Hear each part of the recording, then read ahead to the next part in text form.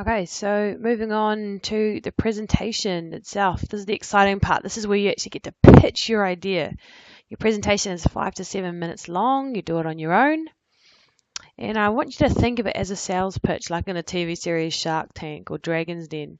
The idea is that you're trying to sell us your particular idea for getting young people physically active. So let's have a look into some of the parts of this presentation. So essentially what you're doing is looking at developing an active leisure initiative for your target group. So I want you to begin your presentation though by describing who your target group is. Okay, it doesn't have to take long, but I just want to know who you're dealing with. And then what you move on to is describing thoroughly your active leisure initiative and how it would work. So tell me the details. What are you proposing? How would it work? Show that you've thought it through. So when I say thoroughly in the assessment description, I want details. If you're too vague, it shows me you haven't thought about it enough. And I'm marking you on how thoroughly you have thought this through. The next part of your presentation, once you've described what your idea is that you need to justify why you think it is suitable for youth. This is where you really sell it. You know, when you justify something, you defend and you argue your point. Okay, and so this is what you need to do. It's like when you're trying to argue so much about why you think New South Wales is better than Queensland, you know, you're really trying to justify because of this, because of this. This is what you want you to do for your initiative. And draw on what you learnt in task 1. You did all that needs analysis stuff, looking at youth, looking at what contributes to their development and barriers, enablers. Don't forget all that stuff. The whole point I got you to do that is that you draw on it when you're justifying. You say, look, research shows that a key enabler for young people being active is XYZ. My initiative does X, Y, and Z, which is why it's a really good idea for getting youth active. Okay, so find ways to justify. Back up with evidence from your mind map, from the barriers enablers scope, and don't just rely on your own opinion. Your opinion means something, but your justification will mean more if you're using evidence, and you'll definitely get marked higher if you can back up what you're saying. So the other part of this justification, for human development, you need to justify how your initiative would contribute to the development and well-being of youth in your target group. And you have to link to a model of health and well-being.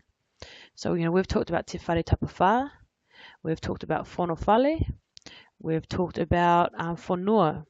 So you can talk about, hey, my initiative really helps this aspect of well-being, or this aspect, and, you know, linking to one of these models. Don't link to all three, just pick one and link it to that. For active leisure, you need to talk about how your initiative would improve the physical activity levels of youth in your target group. And you have to link it to the physical environment, social environment, and personal experience. You know, it's really going to help young people be active because it enhances XYZ, something to do with physical or social or personal experience. Okay. So draw on this research, and you can use the WHO Youth Young People Physically Active report. And then obviously if you're doing both courses, you need to be able to present about both. You need to justify how your idea sits with both of these. Okay, then there's one extra bit at the end of your presentation that you need to talk about. This is just me needing to assess a bit more extra subject-specific knowledge. So for human development, you need to choose any 2 of those 5 factors, and you need to be able to describe how they may impact on how youth participate in your initiative. For example, physical literacy. You know, if they've got high physical literacy, if they've got low physical literacy, or how might it in general impact on them participating in your initiative? What about culture? What about family or their mental health or their peer group? How might that affect or impact somehow on how youth participate? It might be talking about how it might help them or encourage them, or it might be about how it might be a barrier for them participating, or any other comment.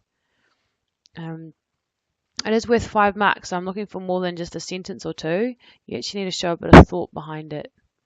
Then for active leisure, you need to give 2 examples of how leadership roles or facilitation strategies would be important in the development or implementation of your initiative. Now we're going to cover this more in class, but you need to be able to describe just a couple of ways that, for example, what type of leadership will be required to make this initiative happen? What would you need from the person facilitating?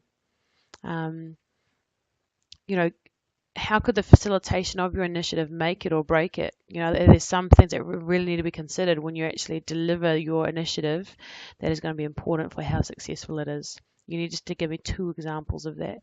Again, I'm looking for something a little bit in depth, not over the top, but it is worth 5 marks. So you do need to show some depth of thought.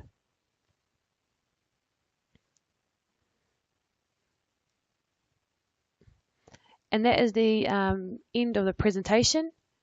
Remember, there is a lot of information on our Moodle pages on human development. If you just go into, I'll put it on student view, go onto our homepage, click on assessment 2, and I've got a mind map exemplar of what it can look like. There's a journal article, there's the WHO report, there's another article. This tutorial PowerPoint that I've just shown you is there. The assessment 2 description is there. There's a lot of resources. So here's an example of what the template could look like for the mind map. Make sure you say what the characteristic is, describe it in a couple sentences, and you must provide a reference. That's easy marks. There's no reason why any of you can't get full marks for this. And then similarly, for active leisure, all the information that you need for this is here, and a lot of it is similar, is the same for the human development on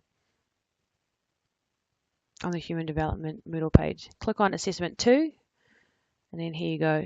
You've got all that stuff there for you to use. Oopsies. So it's all there. If you need help, sing out, do your work well, make sure you answer everything that I've asked of you.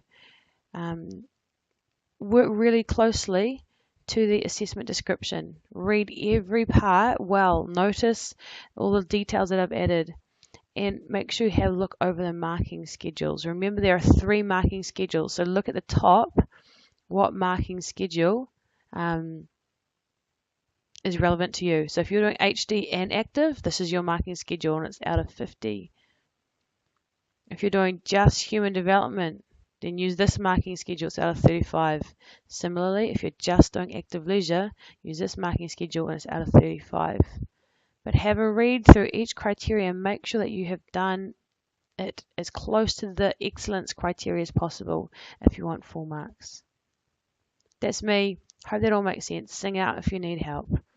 And I'll see you after the semester break, mid-semester break finishes. Ka kite.